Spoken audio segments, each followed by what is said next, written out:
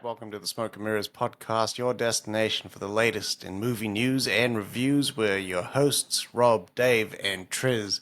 Today, we take a look at this week's new release from Warner Brothers, New Line, and Michael Chavez in the Conjuring cinematic universe. I didn't know there was such a thing. The Nun II.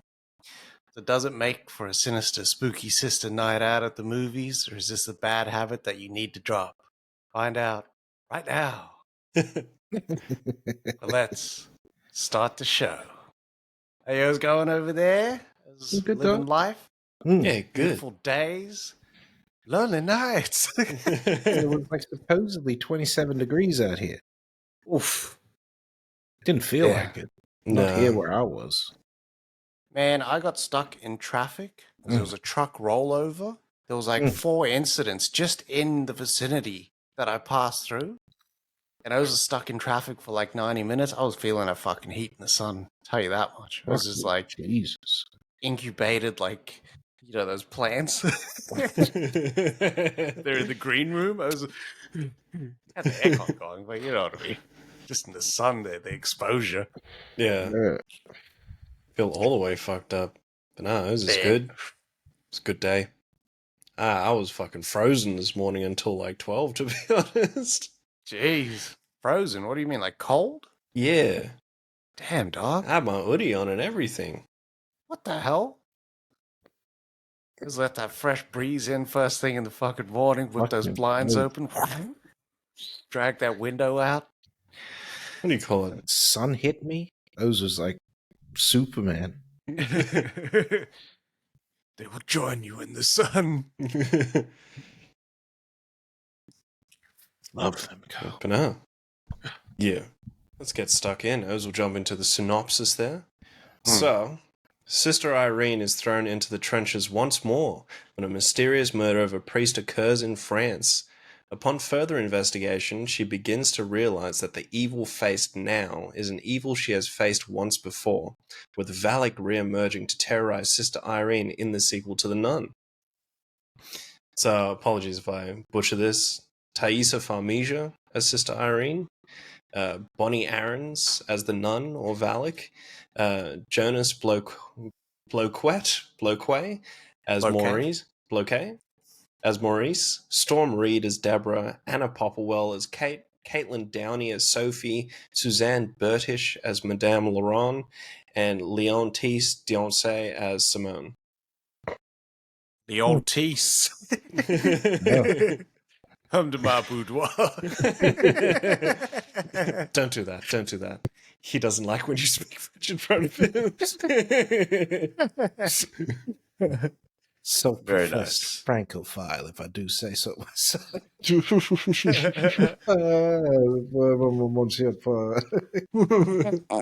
Fucking beautiful. All right, so the tech rundown for this. The runtime is 150 minutes. It's shot at a 2.39 by 1 aspect ratio. They use Sony Venice 2 Panavision Primo E and G series lenses. They shot this on film, it looks like. Yeah, it looks like they got Panavision for the film, and it was printed on by DCP Digital Cinema Package.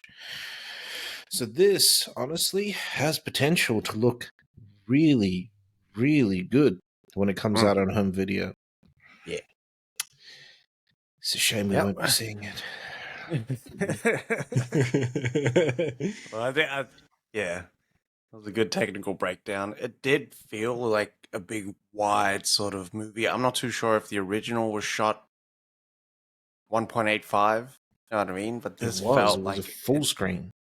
Yeah, this felt like it needed like the vista because of the location jumping or whatnot.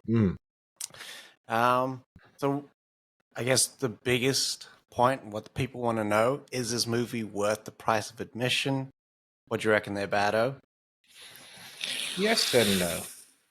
I think if this is your first experience with the Nun, or the Conjuring universe in general, you probably feel a little lost. So I don't know if you want to go watch this.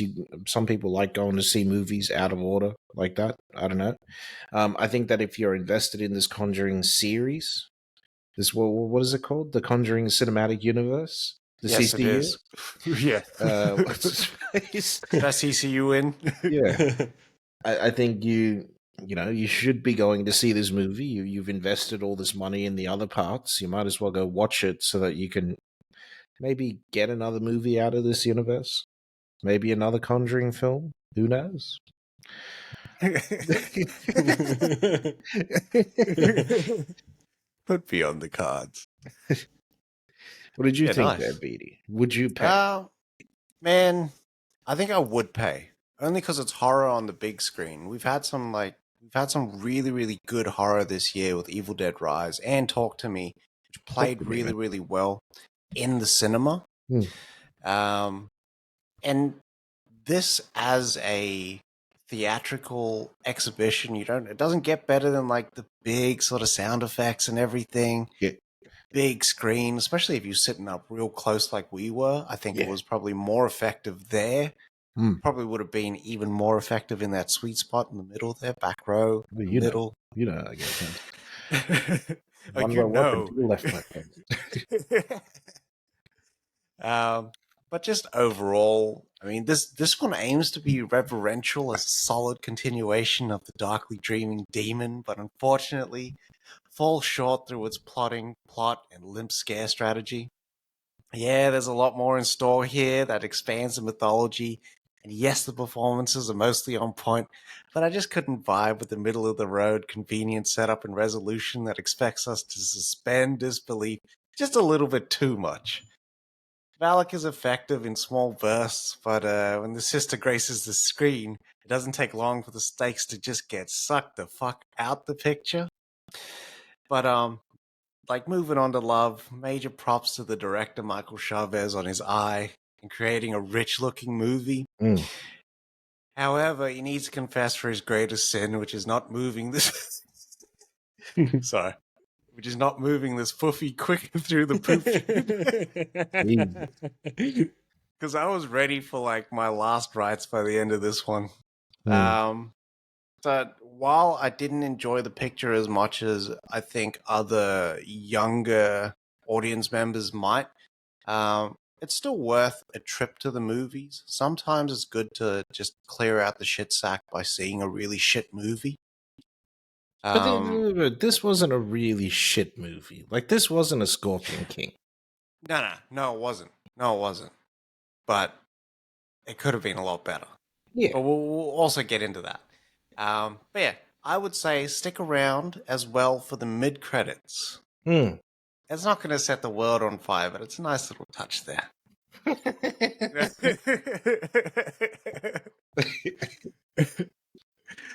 But yeah, that is our spoiler-free thoughts. That Fuffy line killed me. But, like, it's weird because, like, I'm just getting into the etymology of this word, right? And Fuffy is not something that is widely used by all South Africans, but I think it should be. But a Fuffy in South Africa is like a pulley system across like a sort of a steep drop or water or something like that on a rope. So for me, it just worked on so many levels. So yeah, if you're out there and you want to learn some of our particular family slang, Fuffy is the word. Oh, keep a straight face. So Fuffy also means take a shit. Just to put that out there. Yeah.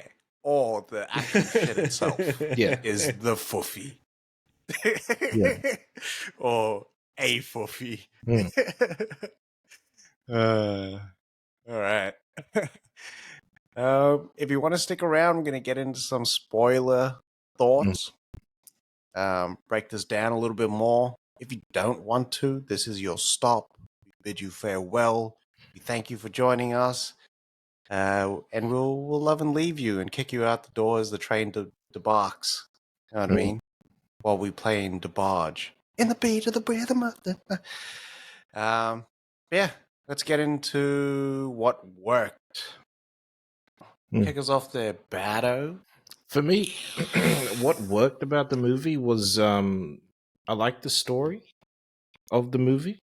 I think that was like, fleshed out a little bit more. There were some things that they should have fleshed out a bit more that they didn't. Um, yeah, i.e. the bloody what's his face, Bashir's character just dying. He's dead now. He's dead. Badly. And them being just so open about it. Anyway, I like that it was a bit more vicious, this movie, compared to the last one. There were more kills, I noticed. I think she only really gets those first two nuns at the start of that first movie. And then Yeah. it's not too many after that. Like, No, it's not. the body count isn't that high.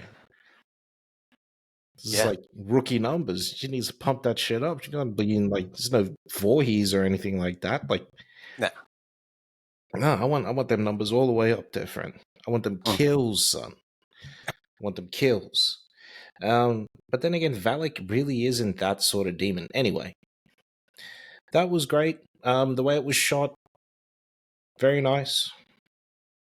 Yeah. All right. Yeah, for me, definitely the cinematography, those storytelling sort of shots, the production design. From a technical point of view, this shit just worked. It looked nice. It looked rich. They weren't like fucking around, like, adding some green screen here. It sort of looked like they built the whole set. You know what I mean? Didn't look cheap. No, it The didn't. first one looks cheap, God. It Why does. does the first one look so cheap? I don't know. I think because they were shooting on a much smaller budget than what we got here. That first one was shot 22 like, million I think for the it first was non-movie. like sub 50 mil, but grossed over $365 million. Yeah, lad. That's why the I would have I'm given not too you sure. those 24 for that for They the haven't next given one. any like proper Do it. numbers for the Nun II, but They they're saying obviously it's between gave 'em a little 35 bit and more 40 than million 50. for this one. You know what I mean? You kind of seen it on screen.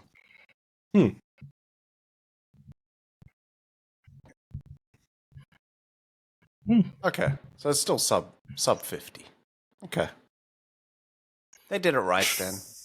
If they had like dropped in 100 million in this film, I would be like expecting some Avengers level threat from Valak. You know what I mean? And just on Valak, I thought the way that they blended her, there's some cool sequences. Mainly the one that stood out for me was that newsstand one. Yes. She's kind of she's chasing this boy because she wants answers from the kid, right? She's chasing this boy and she goes down this alley and then it's this newsstand and then the magazines pages just start flipping. And then it starts forming like Valak's silhouette and then Valak just appears out of nowhere. I didn't get scared by the scare, but I thought the way that they kind of set that up was really, really nice and sort of it was a bit more of a longer sort of drawn out scare, which is more than the rest of the movie. The scares that they kind of give you are a little bit cheaper. But we'll get into that. Long. The scare was a bit long, though. Yeah. We could tell what was coming. Like, yeah. Giddy up. Like, let's go. Let's fucking move it. Yeah. But also the school wall. I thought that was cool as well. Where in the darkness it's her, but when the light hits it, it's like just the fucked up sort of unfinished, unpainted wall that's kind of there. There's a lot you can do with a triangular shaped. You know what I mean?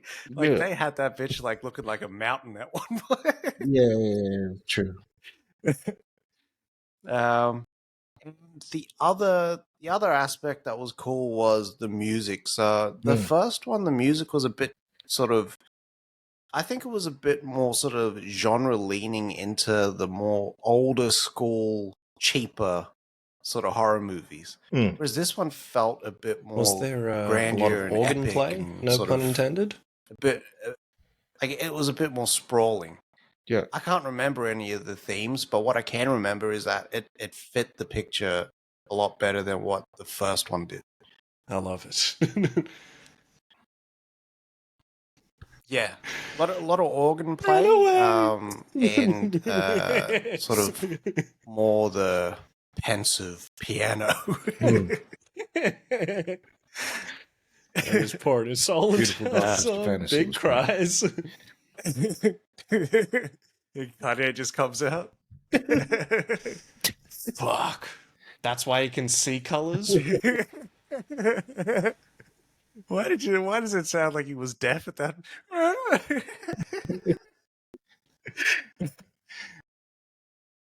Can you imagine if it came out that you Ye can't was reveal like it he's like just some been Book of deaf Eli this whole shit? How he's time? just laying there in the washed robe retelling That's the all- that's all- Bible.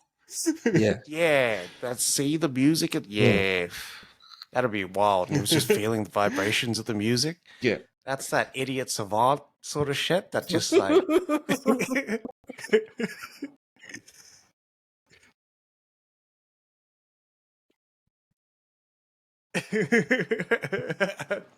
Freshly shaved, sir.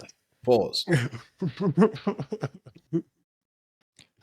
All right, let's fuck? move into what didn't work. Hmm.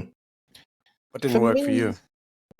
What didn't work was they use Valak the exact same way every single fucking time.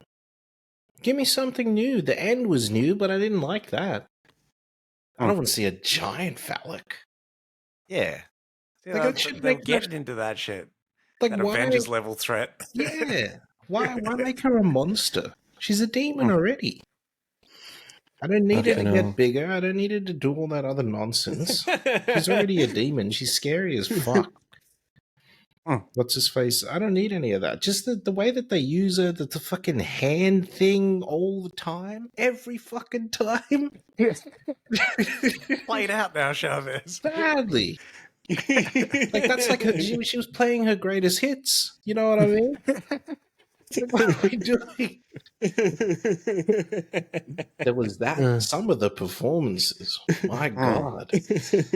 I saw Thaisa Farmiga, bloody what's his face, scream Sophie, like her life depended on it.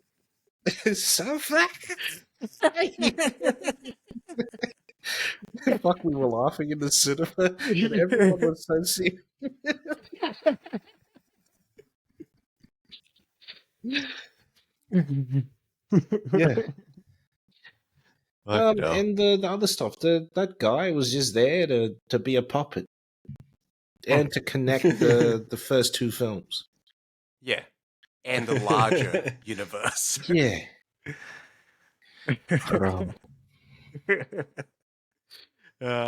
Yeah, that Frenchie? Yeah. That accent was strong in the first 15 minutes of that first one. And then I think he just got the direction, just go, just fuck the accent. let's just give the audience like just the shit. Because that accent's just gone. And it's disappeared for the entirety of this movie where he just What is his name? Jonas. Bloquet. So he's French. French Canadian. Yeah, right. Fake French. Yeah. Oh. That's those fucking like jabs at Deb Caddick's gonna come for you. Pause. Part of the Commonwealth. We're allowed to. We're supposed to.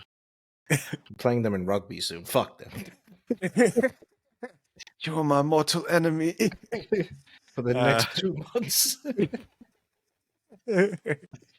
Oh fuck. I miss Roas and the crew. So the movie is still very much jump scare the fucking movie.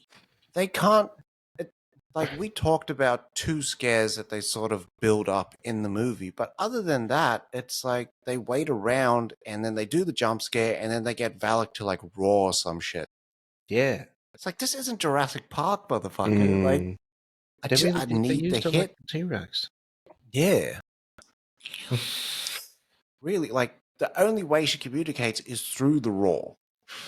And I always can't get with it because whenever she roars, it's like and then the blood-soaked teeth, and she looks like Art the Clown from Terrifier.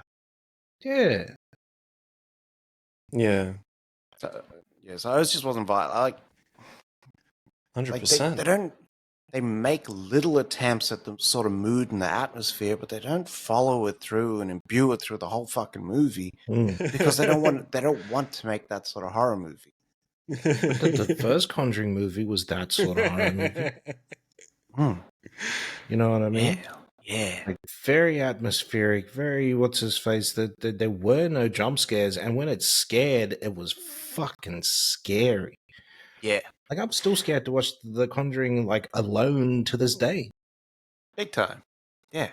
1 and 2 got my fucking number every time. As soon as it hits 5:30, I was just like rules those movies right out. Mm-hmm. Say goodbye. There used to be your name there. There used to be. Like you were saying, you know, the thing that pissed you off with Damien Bashir is just like, I'm not turning up for this one. Write me out. Because which I think maybe he said, nah, I'm good because he was doing that show, Let the Right One In. And he kind of just went, I got better things to do. Some nefarious. In this instance, he maybe should have chosen the movie because that one got cancelled, unfortunately. Yeah. But the way that they they kind of wrote him out was just like, he's got cholera. Let's say no more of this. But it felt like the church was the villain. Yeah. It felt like there's a plot line missing here, and I don't know if Chavez is going to come out and kind of say, yes, you are correct. But you'll see my Chavez cut. My uncircumcised. I know. All right, mate. The full hood. I know. The joke's over now. It's over 2 years now, champion. Take it easy. But yeah, it felt like there was a plot where the church was like basically using Valor to do their bidding. Mm-hmm. Why the fuck would you let this Frenchie run around for this long? It doesn't take a genius to link this O. You know what I mean? But yeah, and they were acting evil, but then they don't follow it up. There's no return at the end to, hey, I did this, and then that Pope or Cardinal or whatever is like, very good, my dear. You know what I mean? Yeah. None of that Twirling shit. that mustache. Yeah. I would like it. That to me is a better story if the church was behind this the whole time. Yeah. For me, that sort of makes sense. A better story. You could play it better in the what's his face. Because there's nothing better in a religious movie than someone having their faith tested. That's why Karras in The Exorcist is so fucking like that. That's why that plays out so well. They try to do it in The Exorcist at the beginning, and it doesn't hit the same notes. But when he's confronted with the love of his mother in that room, like what does that do to a man who's got all of his faith in God? For a religious movie, they don't get into any of that shit. There's no faith being tested. It's just, we need to go James Bond style. They're just chasing these O's down. You know, it's funny because we watched we saw the trailer for Believe before the movie. Yeah, it actually played, and the only thing I could think of from that whole while we're watching this movie is, you got any extra money for a old altar boy father? Like that's the only thing I could hear. With the Karras thing as well, is that Karras sort of regains his faith once he sees what's his face dead. Spoilers. Movie came out in 1973. You should have fucking seen it already. What's his face when he sees May I dead, and he's like, "No, fuck this. If this demon can do that to like this priest, like because he was basically the equalizer. If we can do it to that priest, nah, I got to do something here." Yeah, but he struggles with it for the whole movie. The whole time. Yeah. The whole time. He's already at the start. You don't know if his mother's what he's seeing is a flashback, or if his mother's dead already, or what's sort of happening, because it looks like it's out of context, out of sequence. That whole movie. I don't know why we're talking about The Exorcist. I know it's derailed, but I think I think it's relevant. Yeah. I'll allow it this time. But yeah, the what's his face he's already talking to that other priest that you see right at the end, the other younger priest, about, I can't do this anymore. Like, I'm ready to give up. I don't believe in this anymore. Like, he's already there. No, Like, you he just may needs that not. little push, and it's weird because what's his face, Pazuzu, could have given him just that little push, but didn't. You know what I mean? Yeah. It's just weird that like he would have been able to see all that and experience all that, what he's going through, and Father with Marin. the mother dying and all that sort of stuff. But he just pushed too hard with killing Father May I. May I. It's May I and the Repossessed. It's funny you mentioned Exorcist, well, because I was really hoping that that Seventh Day movie with Guy Pearce pushed would be too sort hard. of I think similar if with the Pazuzu actually like played his like cards right and just waited out, crisis in his faith when he was going through that, but then he was just an exorcist. No, he was a priest in there as well. Either way, won. that movie just bombed when it came out. Yeah. Marin. We were way off. Yeah. Damn Leslie Nielsen. So effective.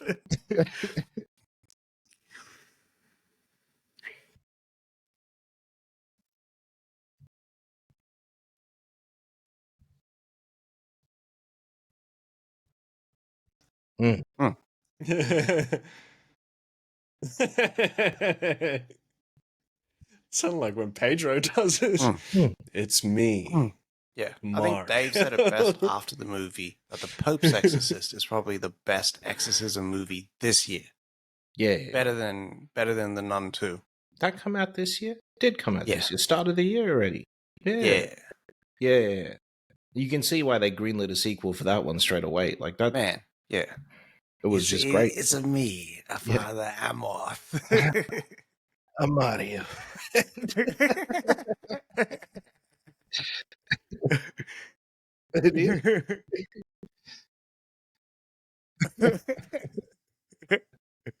Oh shit. This movie also felt really long. Like that original is 96 minutes done. Done. And that felt long enough. But at an hour 50, who the fuck are they kidding? I don't know why this was sort of greenlit, but it feels like it's 15, 20 minutes way too long. Right. And the investigation leading up to that final sort of end sequence is a bit slow paced.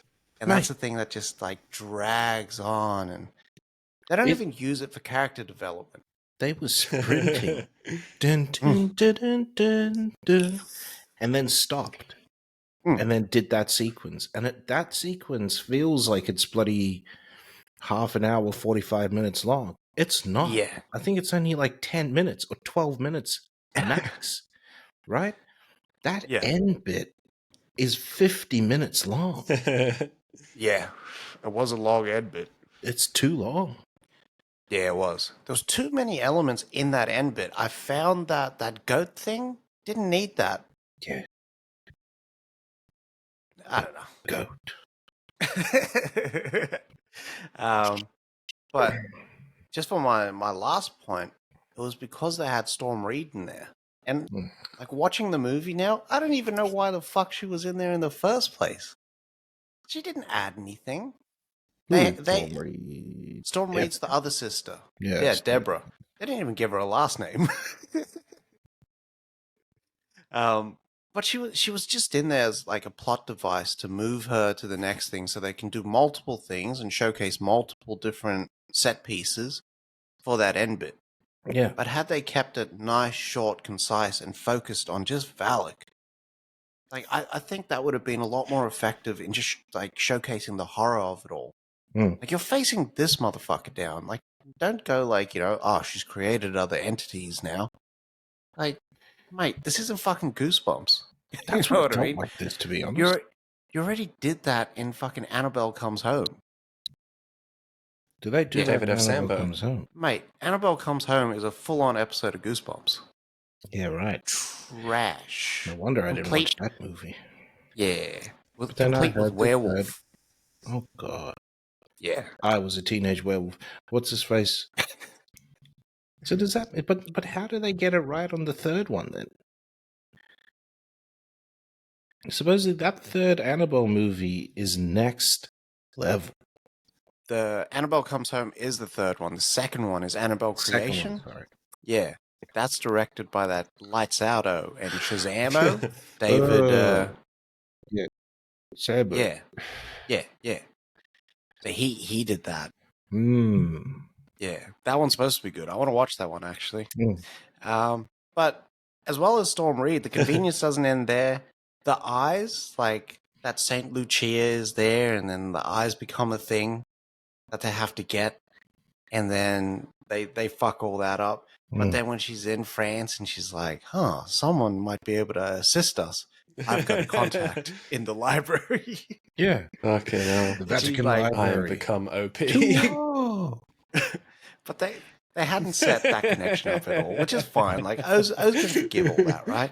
But then the biggest fucking plot contrivance bullshit out there was that Sister Irene had the power all along.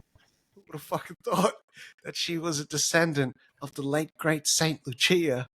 Get the fuck out of here, man! Mm. Like that's convenience on another level. That's like, yeah, well, I got God mode on. You just mow all these O's down.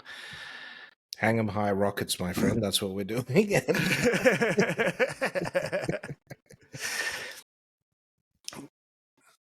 Bad. Because then,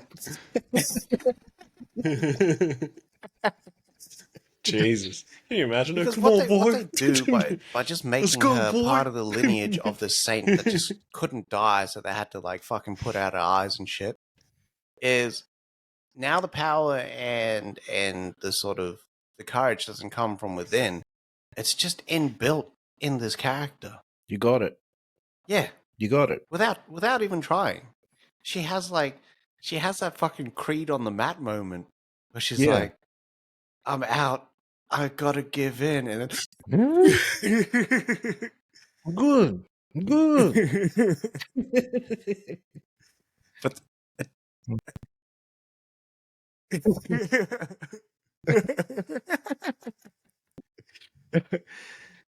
How does this Yeah. work now? Because she would have to do some fucking, if you know what I mean. Because Mine ends with her, I obviously guess. not Deborah, Vera Farmiga's character is obviously a descendant. Nah, can't be the descendant, unfortunately, because of the mid-credit sequence. Like they calling them in 56. Yeah, but like, is you sure she's not a descendant? They pull that bullshit out I'm in the next telling you. Conjuring. saw I'm the telling you. That's And why I they've got watched. the girl, her daughter playing the what's his face, Her sister. her sister playing the younger version. That'd And be that's the why most. it sort of feeds into why Valak is after her and showed up in her home and all that sort of stuff. Why do I feel like Sister Irene's gonna show up in this last Conjuring? Oh, you know it is. Close the loop. Yeah. Yeah. Everyone just dies. Yeah.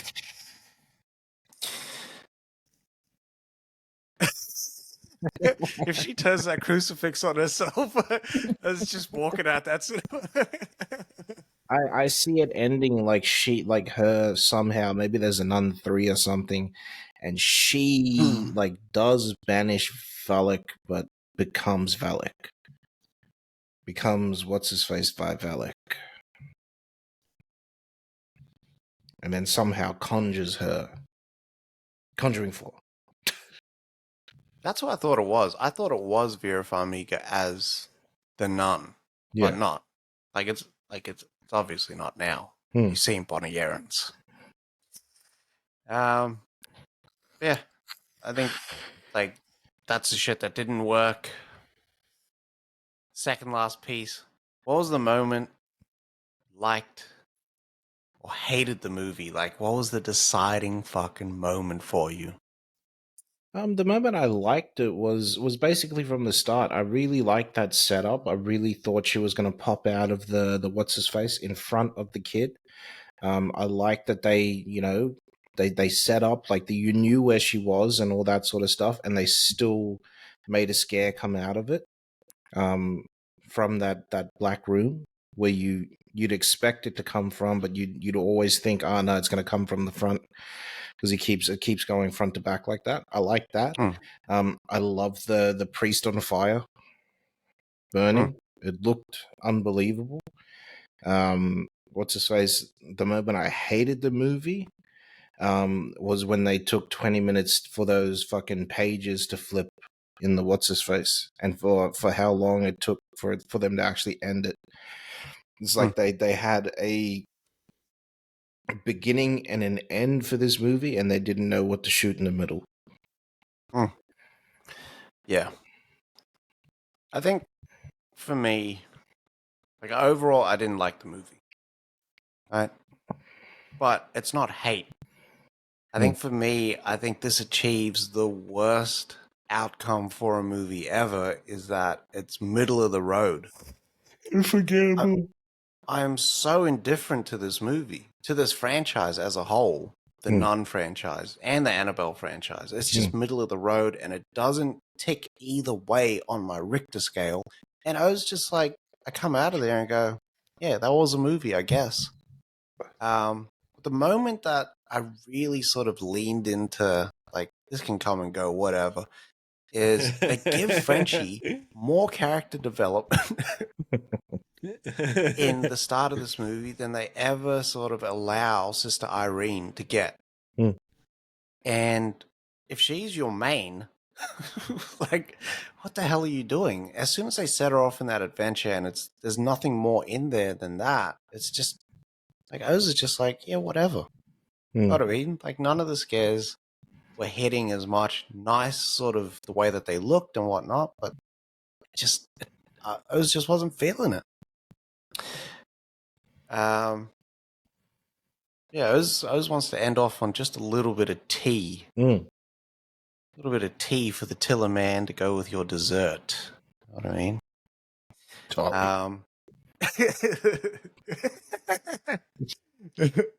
Tolly will be the next episode. Tell us what these little bits of slangs is. So Bonnie Aarons, who plays the nun, is suing WB, New Line, and Scope Productions. So she's alleging that she was promised a pro rata share of 5% of 50% of the gross receipts from the licensing, merchandising rights, but she apparently never got it. So for the first movie, she was paid get some spicy individuals out just there, over $70K for the role, and then she made $175K in bonuses tied to the film's success. So what she's saying is that they're obscuring and hiding the true amount of what Bonnie Aaron should have been paid for the merchandising revenues. And the wild thing is that when Oz looked into what they're making in terms of merchandise, toys, dolls, decorations, the Halloween. That makes sense. True. Pins, jewelry, t-shirts, which is all normal, socks, normal, bedding. Who the fuck wants a nun bed suite and bed sheets and whatnot? This is the wildest shit ever. Those would never. I could never fucking get it. The fucking mirror on the ceiling. Yeah, fuck all that. I am not fucking with that at all. Yeah, costumes, drinkware, and posters, all using Miss Aaron's likeness. Now, I would say that they could probably recast her and whatnot, right? But then Peter Safran comes into the fucking fray, and he's like, no one else could do this role. The geography of Bonnie Aaron's face is the thing that sold it to us that she is the only one that can play this role. So she's tied to the role. It's indelible, the mark that she's made on the franchise. So they need her. Absolutely. And if that's the case, if they need her and she's your star fucking player, you better fucking pay up WB, New Line, and Scope Productions. Because Izos is skating. Like, how many times have we got to fucking hear, like, last time it was that not getting paid Them for shits were Equalizer seasonal 3. too. Remember that Christmas Darth Vader that Now they're came not out? cutting out checks for the fucking merchandise. Like they're We know. using people. We know how lucrative that fucking merchandise is. Oh, yeah. George Lucas bankrolled fucking Empire Strikes Back and Return of the Jedi Yeah. off the fucking what's his face, Yeah. off the profits of merchandise from just one Star Wars movie. Mm. And now I've got this other movie coming out that's coming out like in the next 2 years that's going to have Tauntauns. It's going to have Yoda. It's going to have fucking, what's his face, Luke with an arm, Luke without an arm, Leia, all this shit. You know how much money that man has? Oof. Yeah. And them toys stayed sold out. Like, you put your name on a list when they came back in stock. Wild Hmm. shit. Yes. And the Hmm. the resale value out there on the market now as well for those items, mate. And then the third film hits and you got Ewoks and people is just going crazy. Yeah. You know there was O's. There was O's that had like the little teddy bear Ewok style. Oh, yeah. The bed covers for Ewoks would have been wild as well. Yeah. It's a money printing machine. That's what Oh, yeah. WB have right now with this franchise as well, is a money printing machine. Especially if they can make a movie that looks this good for that amount of money. Yeah. They're laughing. Yeah. Gotta hit him. Aaron's gotta hit him with the fuck you pay me's. Yeah. I wish WB would do this for not just horror, but like little action films. You know what I mean? Yeah. $22 million. There you go. Oh. Get it done. Don't need no $33 million. No. Action movies should start at $10 million. Yeah. You know what I mean? You know, Bloodsport made over $100 million at the box office. That's wild, eh? They made that shit for like $8 million, if that. Yeah. Because it was, what's his face? Canon. You know how notorious they are about cutting budgets. Fucking hell. Canon was wild that way. They were wild boys. Yeah, Canon was doing Christopher something Reeve, dirty as shit. we want you for this movie, and you'll be a cop in there, but we won't shoot that yet. We want you to shoot Superman. All right, cool. So the budget's set for what we want to do for the film, $44 million. Yep, no worries. First day of shooting, sorry, fellas. We've only got $30 million to shoot your whole fucking movie after we agreed to everything. Yeah. Wild boys. Electric Boogaloo? They were also the O's that were just like, that's not working over there. We're going to cancel that movie and we're going to move that budget over here to you, Cyborg. And you can also use the sets. Oh, yeah, but you know what's crazy is that it wasn't just Cyborg. Hey, missing in action. Let's use some of these Cyborg sets. Was Electric Boogaloo? It's just wild shit. A wild untold story of canon and films? It was Spider-Man sets, weren't they? Or was that Master of the Universe 2 sets? No. They were Spider-Man sets. And then they couldn't get the rights to Spider-Man. And then they just said, fuck it. Albert Pune, you're already going to be directing. You're directing this now. Fucking hell. There's a Mad Doco on that. What's that doco called? The canon one? I can't remember. It's like Menahem and Globus or something like that, and then it's got a caption. Yeah. But I think that one's on Shudder as well, eh? Yeah. But those guys, I mean, they created action cinema. What we think of action cinema is they created it. American Ninja, all that sort of stuff. They created that shit, man. Yeah. We wouldn't have JCVD without them. So, thank you. Yeah. Mm. Yeah. Yes. Yes. That's the one. Yeah. Fire. That's the one to check out. But that's what I wanted to say. I didn't get a chance, but thank you for prompting me. What I wanted to say was that, like, as much as I kind of feel middle of the road about this movie, I remember, like, Ebert and Roper just destroying movies back in the day, and it'd be movies that we end up loving. Oh yeah. As much as like, yeah, I've got all these sort of takes and whatnot, there is an audience out there that'll eat the shit up. And I was just like happy for those people to fucking like live in the bliss. For me, I bank on the people coming out to watch it at the movies, because then these same producers and whatnot, they find out what's wrong. They get to figure it out in the next turn. Know what I mean? Yeah. Like they knew. Look at Expendables, B. Look at the marketing push for Expendables 4. We heard what you've been saying. Can you make the Expendables 4 R-rated again? This needs to be R-rated. Yeah. I want to see fucking heads blown up. Like, they're listening. They obviously knew they fucked up. Yeah. And they hit him with that Say Less trailer. Yeah. Say less. I love it. Oh, shit. All right.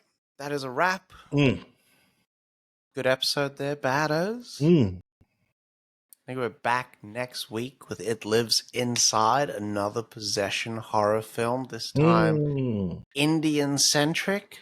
Got that screener happening. I was excited for it, actually. Same. I'm watching like when the big dog sent the trailer through, because I just didn't know what it was. I think when the the big dog closest sent we the ever trailer got through, to I like a this demon looks story as was exciting fucking as Talk to Me. Journey to the I was West. like, I'm there.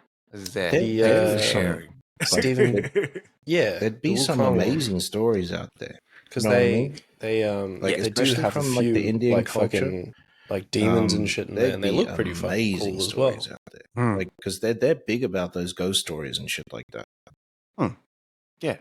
Same with Chinese culture as well.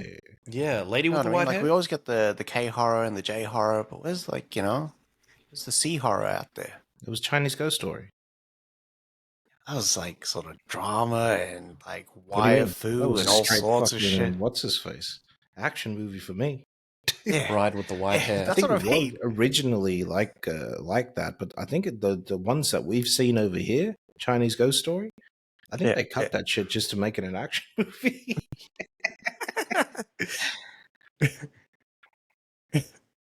Yeah.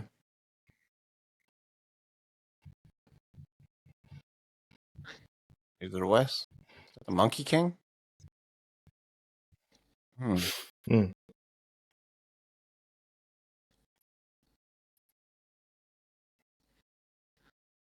There was also the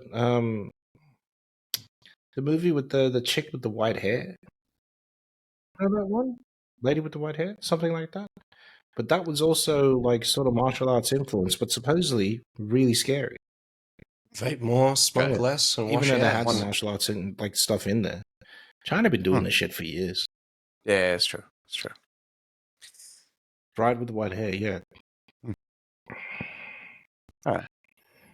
I was got to look into it. I haven't done the work. You know what I mean? Some of the stuff it's marketed as like, a kung fu movie though. So that's why. Because people actually do kung fu in it. All right. Very nice. Those will end it there. I will catch you gentlemen on Sunday. Yeah. We're doing our after show specials. Yeah. Regular Sundays. Yeah. Catch us on all social media, Instagram, Facebook, TikTok, Twitter, Threads, YouTube. Give us a like and a subscribe. Lets us get into more spaces, get some content, and bring that back to you. Yeah. Love yourself. Love movies.